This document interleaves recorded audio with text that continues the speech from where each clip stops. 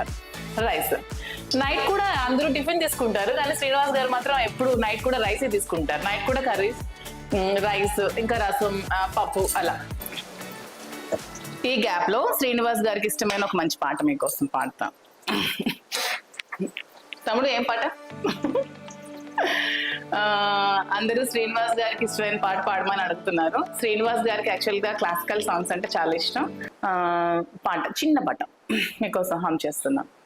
Okay.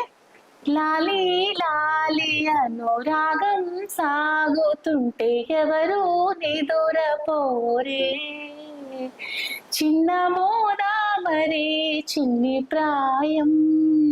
ఓకేనా, చిన్న పాట మీకోసం హమ్ చేస్తాం. ఇంకా లంచ్, డైరెక్ట్ గా లంచ్ లో తనకి డైలీ 2 వెరైటీస్ ఆఫ్ కర్రీస్ ఉండాలి, వెజ్ కర్రీస్ అండ్ పప్పు are sambar rice.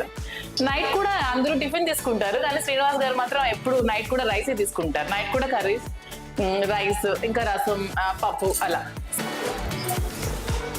Sambar ready.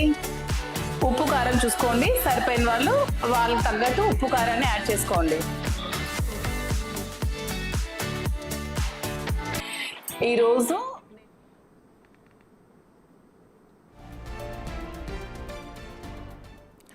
Matter ఇంతటితో అయిపోలేదు. శ్రీను నా హీరో అంటూ ఓ సినిమాను కూడా చేస్తుంది.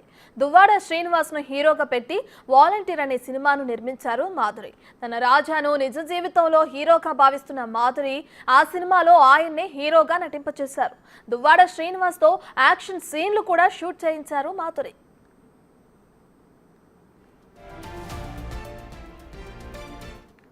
సో నేను నా రాజాకి, అదే దువ్వాడ శ్రీనివాస్ గారికి ఇష్టమైన సాంబార్ రెసిపీ మీకు చేసి చూపిస్తాను నా స్టైల్లో.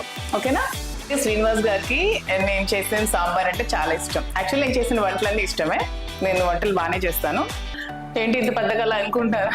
మా ఇంట్లో చాలా మంది ఉంటారు, భోజనం